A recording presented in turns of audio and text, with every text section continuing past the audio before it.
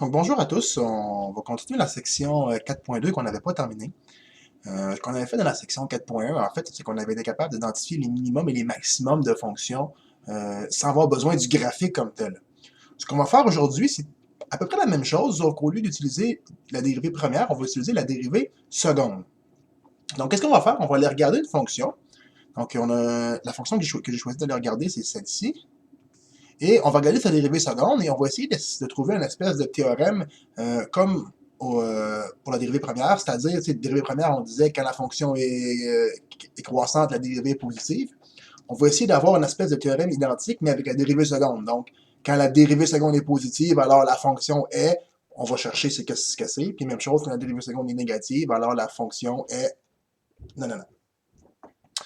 Donc, parfait. La fonction ici, ça, c'est ma fonction. Puis j'ai juste dessiné la dérivée seconde parce que c'est elle qui nous intéresse, donc la fonction qui a été dérivée deux fois. Donc, on va aller voir quand est-ce que la fonction est positive. Je vais le dessiner en vert, mettons. Donc, ma fonction, ma dérivée seconde, elle est positive ici. Donc, dans l'intervalle ici et ici. D'accord? Et en rouge, je vais aller mettre où est-ce que la fonction est dans le même intervalle, donc c'est-à-dire de ici, je vais aller voir la fonction de moins l'infini jusqu'à ici, donc quand est-ce que la fonction de dérivée seconde est positive. Donc c'est-à-dire d'ici à là et d'ici à là, comme ça. Donc qu'est-ce que je peux remarquer entre l'intervalle où est-ce que la dérivée seconde est positive sur la fonction f? Donc ce qu'on peut remarquer, parce que c'est pas si évident à première vue, c'est la fonction va avoir une concavité vers le haut ou une concavité vers le bas. C'est-à-dire, quand la dérivée seconde ici est positive, la fonction elle fait comme un sourire comme ça. Même chose, quand la dérivée seconde est positive, la fonction a fait un sourire. Puis quand la dérivée seconde est négative, c'est-à-dire dans l'intervalle que j'ai pas mis de couleur, donc l'intervalle qui est ici, quand la dérivée seconde est en dessous de l'axe, mais qu'est-ce qu'on remarque? Ma fonction est fâchée, elle fait comme une baboune là, et vers le bas. C'est comme un petit peu tu sais, avec la parabole ax carré plus bx plus c, pas b, mais bien c. Le a, on disait que si le a était positif, on avait une parabole ouverte vers le haut. Si le a était négatif, on avait une parabole ouverte vers le bas. Vers le bas. C'est un petit peu la même généralisation pour toutes les fonctions, sauf qu'au lieu d'aller voir le paramètre a, parce que c'est pas toutes les fonctions qui ont un paramètre a, on a juste allé voir le signe de la dérivée seconde. Donc, si la dérivée seconde positive, on est dans un bout qui est ouvert vers le haut, donc ici ou là. Puis si on a une dérivée seconde négative, ça veut dire qu'on est dans un bout où on est ouvert vers le bas. Donc, dans le fond, la dérivée seconde, ça va aller nous renseigner sur l'ouverture de la fonction. Est-ce qu'on est comme ça ou est-ce qu'on est comme ça avec la fonction? Alright? Et même chose, à propos du cours, mais ça va nous renseigner est-ce que j'ai un maximum ou un minimum, hein, parce que si ma dérivée seconde est négative, c'est parce que j'ai un maximum, puis que ma dérivée seconde va être positive, c'est parce que j'ai un minimum, tout simplement. Donc, quelle sur la concavité, si on va mettre ça formellement ici sur le papier, donc, ce qu'on vient de dire, donc, si ma fonction, la dérivée seconde est négative, alors la fonction f est concave vers le bas. J'ai dit n'importe quoi, parce que c'est positif ici, on s'entend, là. Donc, à ma fonction, excusez-moi, on recommence ça. Donc, quand ma fonction ici, elle est, avec ma souris pour que vous voyez, ici, quand ma fonction, elle est positive, donc plus grande que 0, positive, ça veut dire qu'on est concave vers le haut. Concave vers le haut. Puis si ma dérivée seconde est négative, alors c'est l'inverse, on est concave vers le bas. On pourrait utiliser les mots convexe ou concave, là, ça se fait. Je trouve ça mélangeant parce que je me rappelle jamais lequel est lequel, sincèrement. Fait que j'aime mieux utiliser le langage concave vers le haut, concave vers le bas. C'est vers le positif vers le haut, négatif vers le bas. C'est pas mélangeant plutôt que convexe concave. Et si la dérivée seconde est négative, est égale à 0, donc là on serait porté à dire, qu'est-ce qu'on va avoir à cet endroit-là? Mais c'est un endroit où la concavité va changer. C'est-à-dire, les points d'inflexion ici, un endroit comme ça. Donc, si on regarde ici, ma fonction, elle est concave vers le bas. Ici, elle est concave vers le haut. Donc, c'est l'endroit où ma concavité est en train de changer. Donc, justement, un point d'inflexion, c'est là où la dérivée seconde s'annule. Cependant, c'est pas garanti qu'on a un point d'inflexion, c'est pas garanti qu'on a un point de changement de concavité. Au même style que quand la dérivée première s'annule, on n'était pas certain qu'on avait un max ou un min. Quand la dérivée seconde va s'annuler, on n'est pas certain qu'il y a un changement de concavité. Ça peut arriver. En fait, s'il y en a, c'est là que ça va arriver, mais c'est pas garanti. Alors, si f' de c est égal à 0, alors, moi j'aime bien l'écrire de même si c'est ordinairement syntaxique, là. Donc, alors, rien en x égale à z. Donc, grosso modo, on peut rien conclure. Exemple où j'ai un endroit où ma dérivée seconde s'annule, mais j'ai pas de changement de concavité, une fonction qui est vraiment simple, la fonction x4. La fonction x4, si je la dérive deux fois, c'est 12x2. Puis donc, la dérivée seconde, on voit clairement, elle s'annule ici en 0, mais pourtant en 0, j'ai un minimum. J'ai pas un changement de concavité, c'est pas l'endroit où la concavité change. Donc, c'est pas ce qu'on appelle un point d'inflexion. Donc, voilà. Petit truc pour se rappeler qui fait quoi, la concavité vers le haut, concavité vers le bas, c'est le truc des bonhommes sourires. C'est-à-dire concave vers le bas. Concave vers le bas, c'est qu'on fait une baboune. Petit bonhomme, fait qu'on est fâché, on a des yeux négatifs. Puis concave vers le haut, on est vers le haut, fait qu'on est content, puis là, on fait un sourire. Bon, c'est un peu idiot comme truc, mais ça fonctionne très, très bien. Et justement, là, j'ai parlé de point d'inflexion sans jamais vraiment le définir. On va le définir ici. Donc, c'est quoi un point d'inflexion? Un point d'inflexion sur une courbe est un point continu sur cette courbe où il se produit un changement de concavité. Donc, en général, c'est là où la dérivée seconde vaut 0. Mais comme je l'ai dit, c'est pas parce que la dérivée seconde qui vaut 0 que forcément j'ai un changement de concavité. Donc, un point d'inflexion. Alright? Voilà. Maintenant, petite remarque, là, donc la remarque est ici. Quand on parle des points critiques, on veut inclure, donc on parle de tous les points critiques, donc on parle aussi des points critiques où la dérivée seconde s'annule. Donc maintenant, point critique, on va juste rajouter une petite affaire dans cette définition-là. Donc quand je parle de point critique, je rajoute aussi les endroits où la dérivée seconde s'annule, puis où est-ce que la dérivée seconde n'existe pas, parce que là aussi, on pourrait avoir des changements de concavité à cet endroit-là, et même possiblement, comme on a vu en haut, là, ici ma dérivée seconde s'annule et j'ai quand même un minimum.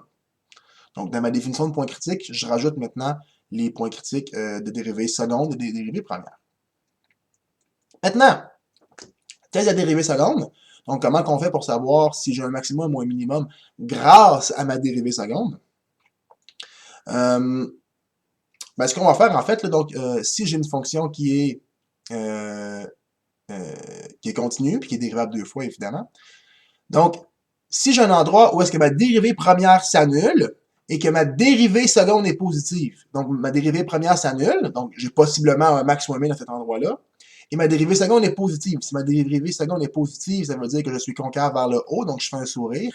Alors, j'ai un minimum. Et si ma dérivée seconde, si ma dérivée première s'annule, mais que ma dérivée seconde est négative, donc plus petite que 0, alors là, ma fonction, elle est fâchée. Elle fait une baboune. Dans ce cas-là, on va avoir un maximum. Comme ça. Et là, c'est important de le raisonner comme je l'ai fait, parce que souvent, on dit, ah, dérivée première, seconde positive, c'est un max. Non, c'est l'inverse. Quand elle est positive, j'ai un minimum, parce que quand elle est positive, je suis concave vers le haut, et ça crée un minimum. Donc, c'est important de le raisonner comme il faut à chaque fois, sinon, on peut vite se mélanger. Et quand ma dérivée seconde est égale à 0, et quand ma dérivée première est égale à 0, alors, ben, rien, on n'est pas capable de rien conclure. J'ai peut-être un point d'inflexion, j'ai peut-être un maximum ou un minimum, on peut rien conclure, il faut faire autre chose dans ce cas-là. Donc, ce qu'on va faire, on va reprendre notre exemple du 12x cube moins 12x carré moins 24x. Et on va aller chercher, confirmer les maximums et les minimums, mais cette fois-ci grâce à la dérivée seconde. Parfait. Donc, j'ai quand même besoin des zéros de la dérivée première. Donc, les zéros de la dérivée première, si vous vous rappelez dans le dernier cours, en fait, pas besoin de s'en rappeler, on va aller le refaire à la calculatrice parce que c'est pas très long. Donc, les zéros de la dérivée première, on va aller les rechercher. Je vais aller redéfinir ma fonction f de x. Donc, ma fonction f de x, f de point égal. Donc, c'était 12x cube. 12x cube moins 12x carré moins 24, on va faire comme du monde, moins 24x. Donc, si vous vous rappelez bien, l'exemple qu'on avait fait la dernière fois, quand est-ce que la dérivée première s'annule, c'était en, Ouais, c'est ces deux valeurs-là qui étaient agaçantes, là. C'était moins 0.55 puis 1.22. X est égal à 1.50. Je me mélange! Moins 0.55, puis x est égal à 1.22. Puis les endroits où est-ce que la dérivée n'existe pas, on avait conclu qu'il n'y en avait pas, hein, que c'était non applicable. Donc, non applicable. Comme ça. Donc ça ne change pas. C'est quand même là et là que j'ai des chances d'avoir des maximums ou des minimums. Mais là, pour conclure, si j'ai un max ou un min, on va utiliser ma dérivée seconde. C'est-à-dire, il va falloir que je fasse la même affaire. Donc, je vais aller voir quand est-ce que ma dérivée seconde s'annule et quand est-ce que ma dérivée seconde n'existe pas.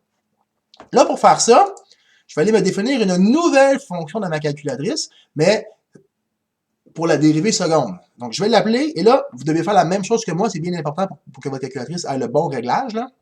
On doit définir FPP de x, FPP pour F'', deux points égales. Moi, c'est normal, c'est écrit en gras, là, parce que j'ai fait des petits tests tantôt, là, mais vous autres, ça l'écrit avec un langage en italique. Là. Fait que c'est, votre FPP, vous autres, il est écrit en italique. Donc, FPP de x, deux points égales. Et là, vous dites la dérivée par rapport à x de f de x. Excusez-moi, de fp de x. Donc, vous dites que votre dérivée seconde, c'est la dérivée de la dérivée. Et là, bingo, après, vous n'avez jamais plus besoin de le re-rentrer. Aussitôt que vous allez définir votre f, les deux fp et fpp vont se définir tout seuls. Et effectivement, si on va chercher fpp de x, il me donne la dérivée seconde. Et là, ça ne serait pas très dur à résoudre de la main, 72x moins 24, on s'entend. Mais je peux quand même le résoudre avec un solve si ça me tente, c'est-à-dire je prends le solve fp de x, puis au lieu de les mettre 1p, on met 2p. Donc là, je cherche que ma dérivée seconde vaut 0. Ce qui me donne, cette fois-ci, 1 tiers. Et encore une fois, ma dérivée, c'était ça. Donc, mon domaine, c'est les réels. Donc, si mon domaine, c'est les réels, ça veut dire que l'autre endroit, la dérivée seconde, là, j'ai mis égal à 0, là, mais je voulais mettre n'existe pas. N'existe pas. Comme ça. Donc, les endroits où la dérivée seconde n'existe pas, mais il n'y en a pas. Ce n'est pas applicable dans ce cas-ci. Donc, un tiers, on s'entend, ça, c'est 0.33. Donc, le même principe, je vais mettre mes points critiques en ordre croissant en commençant par moins l'infini puis en finissant par l'infini. Et je vais les mettre tous en ordre croissant. Donc, 0.55. Ici, j'ai 1.22. J'ai mon nouveau point critique de second ordre qui était à 0.33. Maintenant, je vais regarder les signes de ma dérivée seconde. Donc, je sais qu'en 0.33, je vaux 0 par définition du point critique.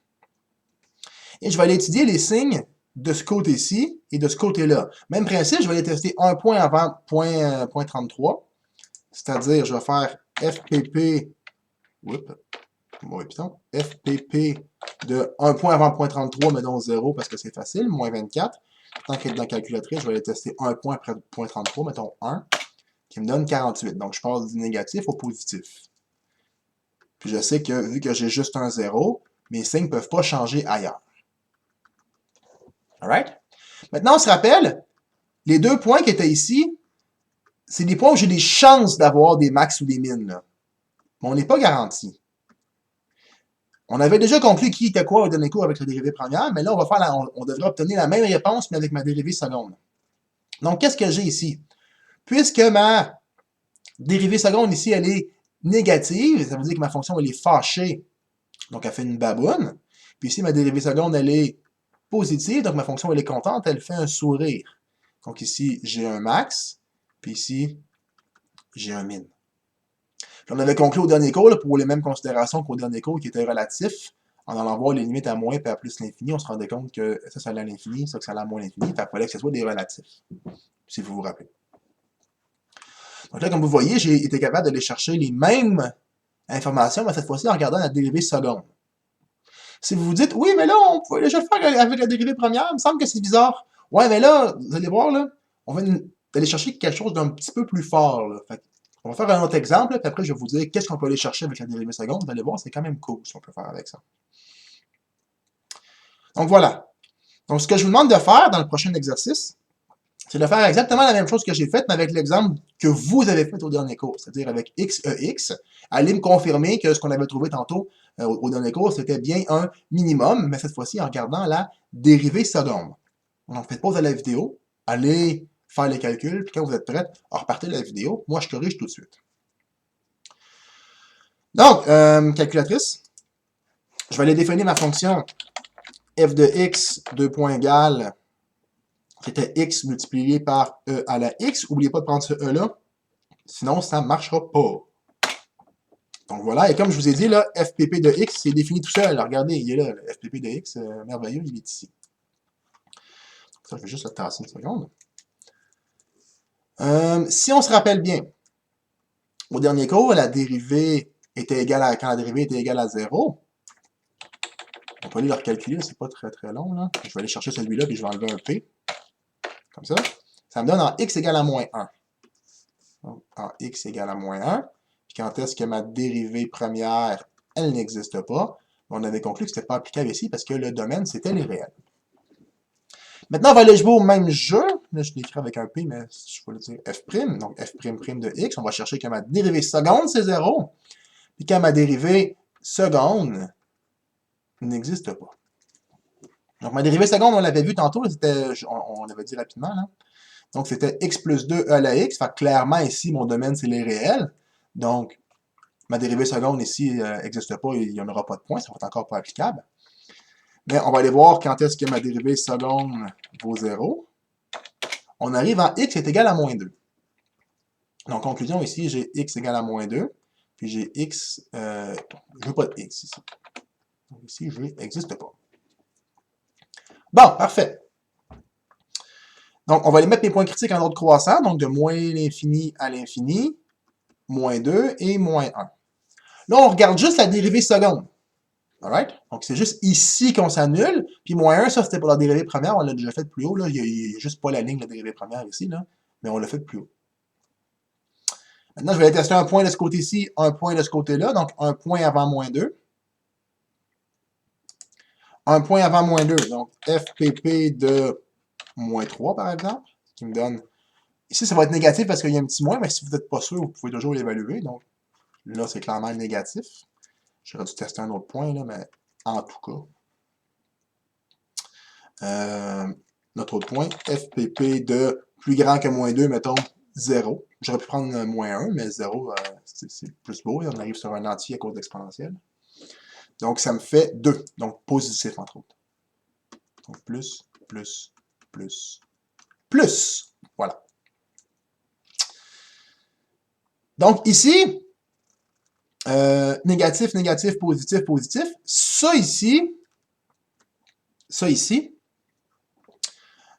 c'était l'endroit où on avait notre minimum. Mais là, je voudrais conclure que j'ai un minimum, mais cette fois-ci en regardant ma dérivée seconde. Donc, si je regarde, ma dérivée seconde ici, elle est positive, puisque ma fonction est positive, elle est donc contente, elle fait un sourire, concave vers le haut. Fait à l'examen, si vous m'écrivez concave vers le haut, mais vous ne m'écrivez pas sourire, mais dans votre tête, vous pouvez penser sourire, ça fonctionne bien. Donc, sourire, concave vers le haut. Donc, dans ce cas-ci, j'ai un minimum. Et au dernier cours, on avait conclu qu'il était absolu à cause de la forme du graphique. Donc, effectivement, on vient de conclure qu'on a un minimum comme la dernière fois. Maintenant, ce que je vais faire, je vais revenir à l'exercice précédent. Je vais poser la question, qu'est-ce qui se passe ici? Est-ce que j'ai un changement de concavité? Est-ce que j'ai un point d'inflexion? La réponse est oui, j'ai un point d'inflexion. Pourquoi? Parce que ici, je suis concave vers le bas. Ici, je suis concave vers le haut. Donc, j'ai effectivement changé de concavité. Donc, ici, on a ce qu'on appelle un point d'inflexion. Puis, grosso modo, là, de ce côté-ci, je vais être de même. Puis ici, je vais être de même. Fait que mon point d'inflexion, là, ça va faire une affaire comme de même ici. Fait que c'est un point, cet endroit-là, c'est l'endroit où la concavité va changer. Fait que même question, à votre avis, est-ce que j'ai un changement de concavité ici? Est-ce que j'ai un point d'inflexion? Et la réponse est oui, bravo à la maison, c'est vraiment un point d'inflexion. Donc, effectivement, on passe du négatif au positif. Donc, ceci est un point d'inflexion. Parce que justement, ma concavité ici, elle est par le bas, ma concavité ici, elle est par le haut, donc en sourire. Donc, si je passe de là à là, effectivement, de là à là avec ma souris pour que vous voyez quelque chose, là, ma concavité change. Voilà. À quoi ça peut servir d'aller regarder la dérivée seconde pour conclure si j'ai un max ou un min, sachant que ma dérivée première le faisait déjà très bien. Mais en fait, réfléchissons à ce que la dérivée nous donne comme information. La dérivée, elle nous dit quand la fonction est croissante et décroissante, ou quand je suis concave vers le haut, concave vers le bas. Donc, elle nous donne, est-ce que ma fonction est comme ça ou elle est comme ça? On est déjà capable de calculer des zéros de la fonction, on sait où sont les maximums, les minimums, on est capable d'aller placer des asymptotes, on a vu ça avant dans le cours, les asymptotes, là, mais on sait le faire, qu'ils soient verticales ou horizontales. Grosso modo, là, si je voulais tracer le graphique d'une fonction, là, juste avec des calculs, je suis déjà pas mal capable d'aller faire une bonne esquisse du graphique. Et c'est ça qu'on va faire maintenant, donc à la fin de la section 4.2 et dans la section 4.3, on va aller faire des esquisses de graphiques à la main. Puis là, je vous entends chez vous en train de hurler, en vous disant, ça sert à quoi de faire des graphiques à la main si j'ai une belle calculatrice là, qui a un Python graphique dessus. Donc, si vous allez dans Home, là, elle fait très bien vos graphiques, la calculatrice. Donc, à quoi ça peut servir de faire des esquisses à la main? Je vais vous montrer, pas dans la section 4.2, mais dans la section 4.3, des exemples où la calculatrice, c'est pas qu'elle se trompe, mais elle va pas bien dessiner le graphique. Et c'est pas dur d'en trouver. Donc, section 4.3, je vous promets un exemple où le graphique va vraiment être pas bon avec la calculatrice, ou avec un autre ordinateur, ou avec un ordinateur, dans le fond. Et je vais vous montrer ça, dans le fond, qu'on est capable de faire pas une meilleure job, mais d'aller mieux comprendre ce qui se passe comme variation que le graphique d'une fonction. Bon, comment on va faire pour tracer le graphique d'une fonction? Voici les étapes que je vais vous demander de faire. Donc, trouver le domaine d'une fonction, c'est super important à savoir pour pouvoir dessiner une fonction, il faut savoir où est-ce qu'elle est définie. Donc, on trouve le domaine, on trouve les asymptotes. Ensuite, on calcule la dérivée première, dérivée seconde avec les points critiques pour savoir où sont mes maximums, mes minimums, mes points d'inflexion. Après, on fait un tableau de variation. Grosso modo, c'est ça ici, mais là, on va le faire et pour la dérivée première et pour la dérivée seconde. Et après, quand on a fait ça, on est prêt à faire l'esquisse du graphique. Donc, ce qu'on va faire, il me reste 2 exemples pour la fin du cours. Donc, en fait, on va reprendre nos 2 exemples qu'on a déjà faits, donc cet exemple-ci et cet exemple-là.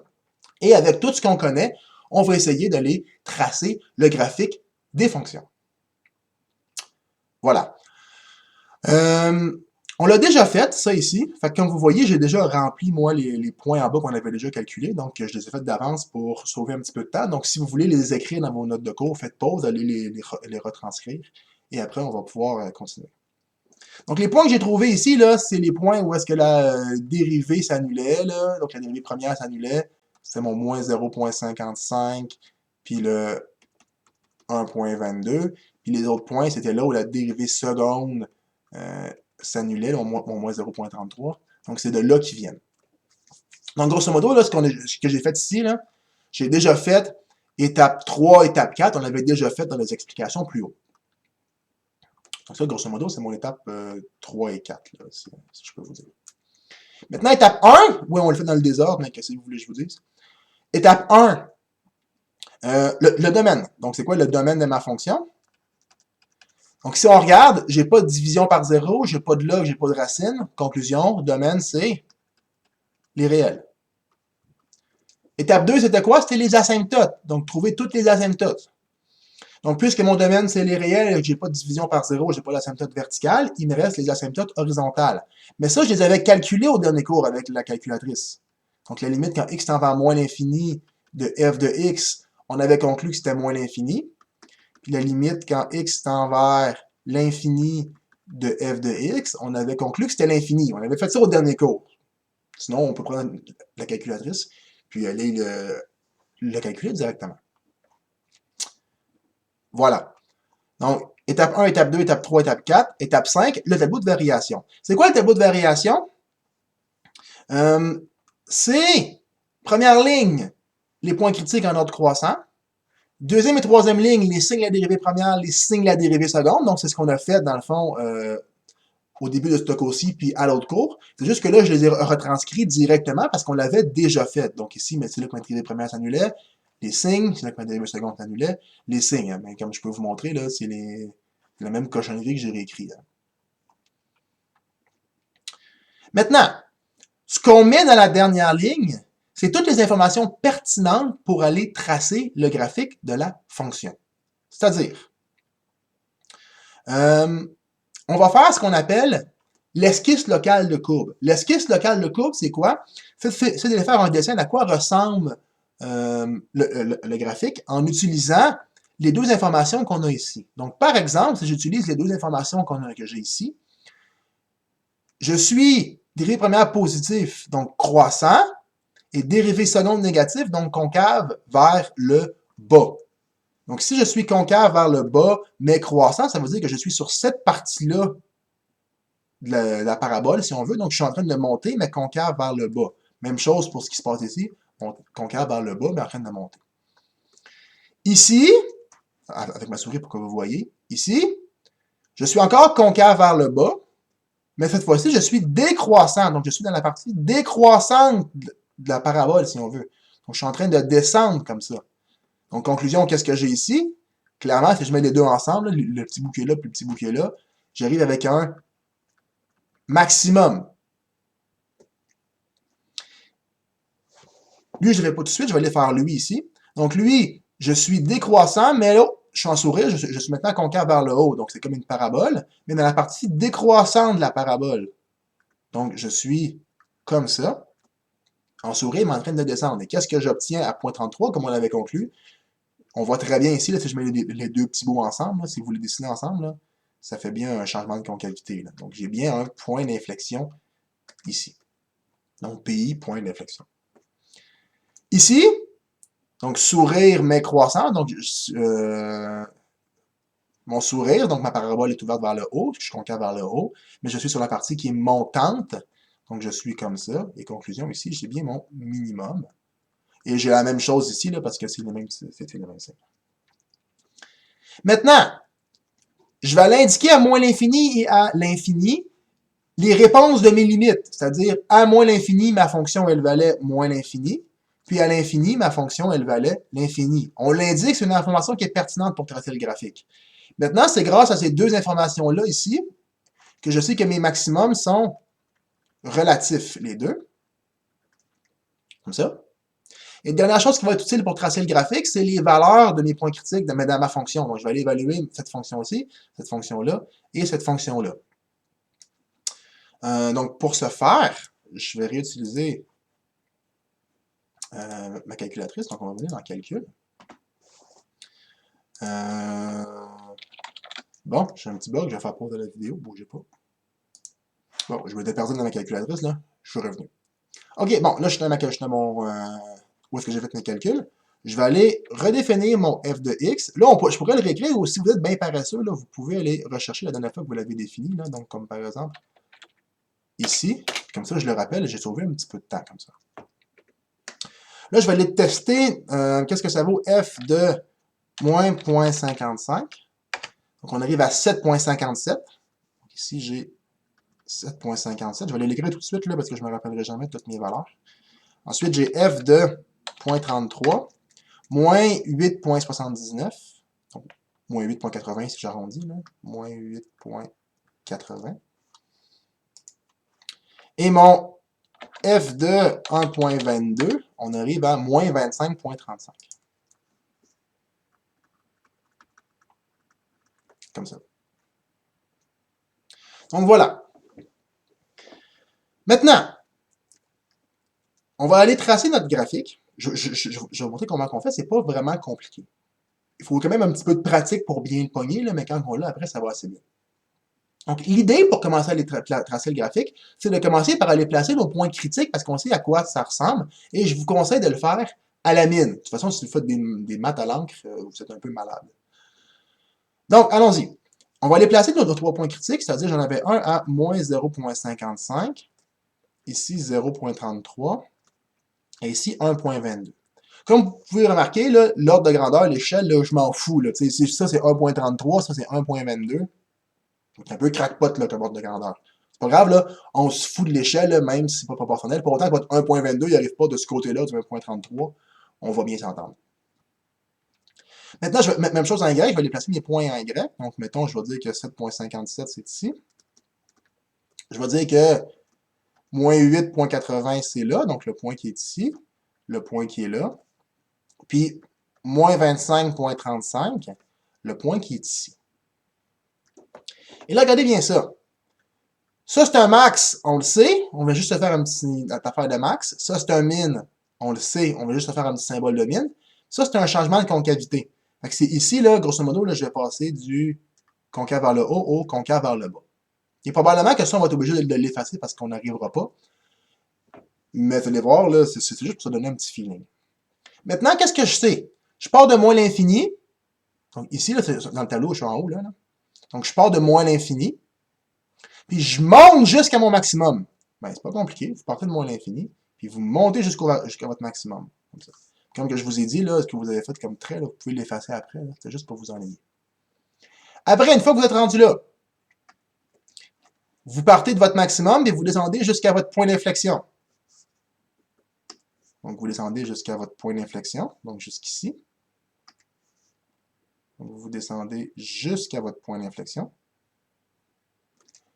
Donc, et après, vous descendez encore jusqu'à votre min relatif, mais là, vous changez de côté. C'est-à-dire que lui, maintenant, vous devez être en sourire. Donc, je vais aller effacer le bas ici. Là.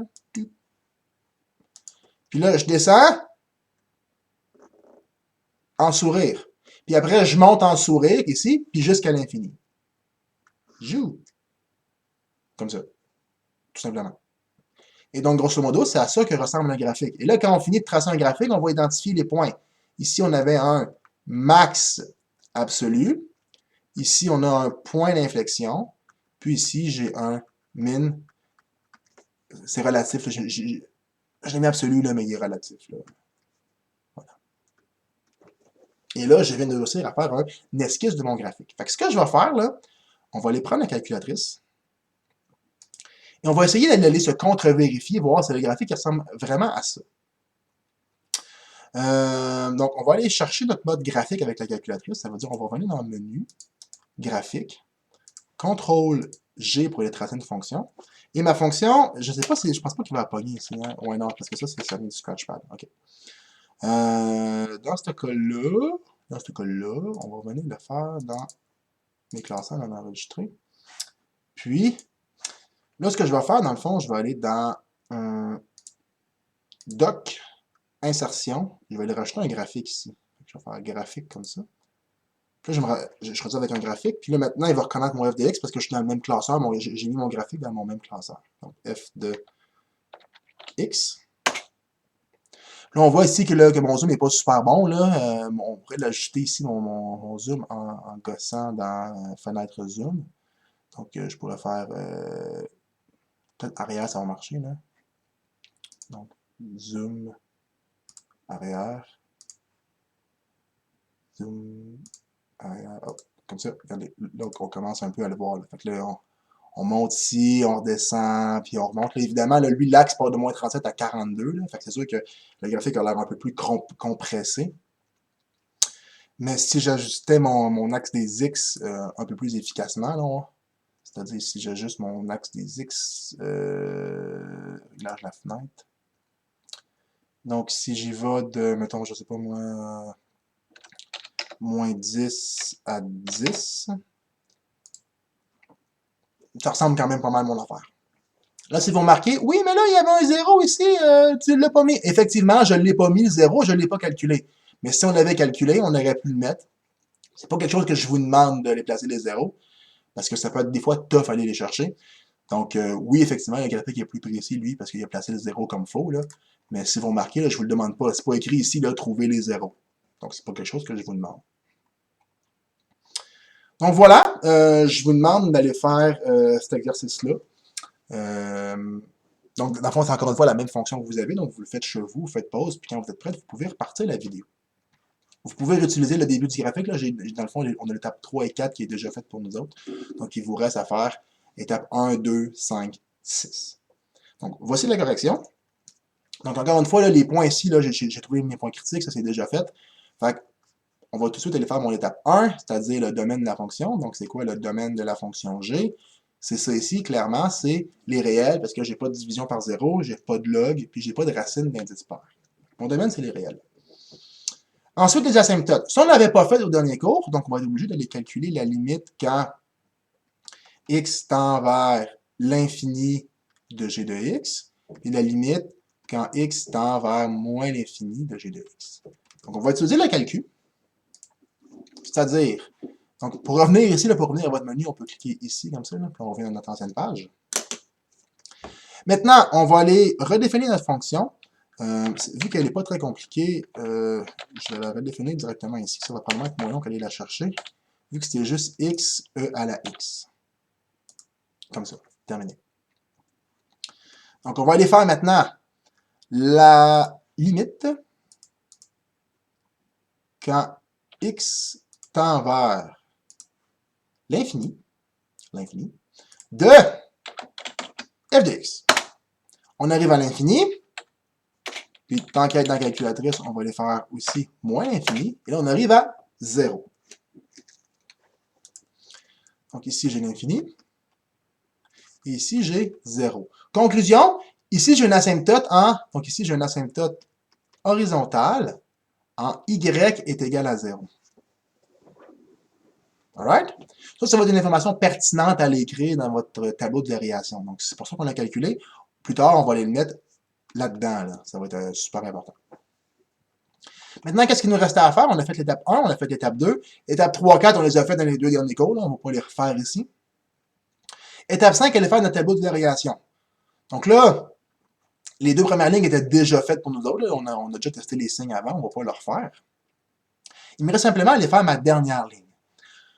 Ça, je vous conseille d'aller le mettre tout de suite. Donc, cette information-là, on l'indique dans le tableau de variation parce qu'on s'en sert pour tracer le graphique. Donc, asymptote horizontale en y est égal à 0. Alright? Vous n'êtes pas obligé de faire l'esquisse locale de courbe ici. Là. Je veux dire, moi, je l'ai fait la dernière fois là, parce que j'avais l'espace. Là. Mais dans le fond, ce qui va se passer ici, c'est la même chose que ce qui se passe là. Fait ici, c'est un asymptote horizontal en y égale à 0.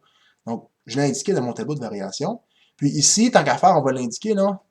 Ici, on avait dit que ça faisait l'infini. Maintenant, qu'est-ce qui se passe ici? Donc, ici, je suis concave vers le bas, donc je suis comme une baboune, et je suis sur la partie descendante, donc je suis comme ça. Alright? Ici, je suis maintenant concave vers le haut, mais encore sur la partie descendante, donc je suis sur la boue qui est ici, en fait, là. Donc, je suis comme ça. Donc, qu'est-ce que j'ai ici, comme on avait conclu la dernière fois? J'ai un super point d'inflexion. Maintenant, ici, je suis en sourire encore une fois, parce que je suis concave vers le haut, mais sur la partie montante du sourire. Donc, je suis comme ça. Et donc, ici, j'ai quoi? J'ai un minimum. J'ai écrit un min. Un min. Et on avait conclu qu'il était absolu. Parce que ma fonction faisait juste zou. Donc, clairement, il fallait que lui soit le minimum absolu. Et ici, vous pouvez écrire la flèche si ça vous tente, là, mais on s'en fout. Donc voilà. PI, minimum absolu. On va aller tester les deux valeurs qui sont ici. Calculatrice. J'aurais pas le choix. On va aller faire f de moins 2. Ce qui me donne quelque chose que je ne sais pas trop ce que ça donne. Donc, moins 0.27. Puis f de moins 1. Ouais, merci beaucoup la calculatrice. Qui va me donner moins 0.37. Donc, moins 0.27, moins 0.37. Ici, j'ai moins 0.27. Ici, j'ai moins 0.37. En fait, là, si vous avez bien fait votre tableau de variation, quand vous tracez le graphique, là, vous avez juste besoin de ça. Vous avez juste besoin de regarder la dernière ligne. Là, si je le mets comme ça, qu'on voit juste ma dernière ligne, j'ai toutes les informations nécessaires en théorie pour me mettre votre graphique. Vous allez voir un peu plus loin, là, dans le prochain cours, là, je vais vous donner tous les détails ici de ce qui va avoir dans ce tableau de variation, mais pour vous donner une idée pour l'instant, là, je veux dire, si je regarde ça, j'ai tout ce que j'ai de besoin. Fac, je vais aller placer mes deux points. Donc, j'avais mes deux points là, évidemment, là, mettons la première ligne puis la dernière ligne, j'ai besoin d'avoir les deux valeurs qui sont ici. Fait, en tout cas, j'ai besoin de cette ligne-là et cette ligne-là, finalement. Donc, A-2 et A-1. Donc, je vais dire ici moins 2, je vais dire ici moins 1. Moins 0.27. Puis ici, j'ai moins 0.37. Donc, ici, je vais avoir mon minimum. Puis, ici, je vais peut-être tasser mon moins 2. Là. Question qu'on puisse voir quelque chose. Donc, mon moins 2, je vais le mettre au-dessus de l'axe. Comme ça. Je vais mettre mon point comme ça. Maintenant, j'ai une asymptote horizontale. Allez donc la placer, votre asymptote horizontale. Donc, c'est facile. Dessinez-la. Right? Donc, je pars avec une asymptote horizontale. Puis je pars, puis il faut que je descende jusqu'à mon point d'inflexion. Fait que je pars à l'asymptote horizontale, comme ça, et je dois descendre jusqu'à mon point d'inflexion. Après, je descends encore, mais je descends avec un sourire, donc avec un concave vers le haut, comme ça. Et après, je fais un sourire jusqu'à l'infini. Et là, je monte comme ça, jusqu'à l'infini. Et donc, grosso modo, ça ressemble à ça. Elle a indiqué ici que vous avez votre minimum absolu. Ici, vous avez un point d'inflexion. Ici, on a un asymptote horizontal en y est égal à 0. Ces choses-là sont importantes à l'émettre. Hein? Il faut identifier c'est quoi la nature des points. Et là, on peut aller se contre-vérifier avec la calculatrice si le cœur nous en dit. Donc, on va retourner dans 1.2. Et là, hop, magie, puisque je l'avais appelé f de x, ça s'est redéfini tout seul. Et là, encore une fois, clairement, on ne voit pas bien. Donc, ce que je vais faire, je vais aller dans... c'était menu, zoom. Et là, je vais faire zoom avant. On va aller cliquer. Ici, on va aller voir un peu mieux qu'est-ce qui se passe. Donc là, c'est pas si facile. Ça, c'est pas pire quand même. On va peut-être juste aller ajouter ma fenêtre. On va se tasser un peu plus, peut-être comme ça. Ouais, ça, c'est pas pire. Puis là, on va aller ajouter mes X, c'est-à-dire, je vais faire doc, non, menu, fenêtre. Là, je vais faire réglage de la fenêtre. Puis je vais aller me rajouter un peu de X, là, mettons, moins 5. Regardez, c'est quand même pas pire. On voit quand même un peu pas pire, là. Donc ici, on a le comportement asymptotique qui est ici. Donc ici, on descend maintenant. Là, ici, j'ai mon point d'inflexion. On ne voit pas super bien, je vous le donne. C'est pas facile avec la calculatrice. Donc ici, j'ai mon point d'inflexion qui est ici. Puis après, hop, je recommence à être en sourire. Puis après, je monte ici comme ça. Là, puis je vais aller jusqu'à l'infini. On ne voit pas bien à cause de mon zoom. Là. Mais si je m'en vais en zoom standard, mettons, là, menu, zoom standard. Regardez là, je monte comme ça. Là, évidemment, si quelqu'un me l'avait dessiné, mais plus de même, ou plus de même, ou plus de même, ou plus de même, je m'en fous, là. C'est pour autant que ça fasse vous, je vais être content. Alright? Donc voilà. On va terminer le cours là-dessus. Allez faire vos exercices. C'est super important les exercices. Donc, allez vous pratiquer. Si vous avez des questions, prenez rendez-vous avec moi. Venez me voir au CAM. Venez voir les autres profs au CAM. Sinon, je vous dis bonne étude et on se revoit dans une prochaine vidéo. Bye!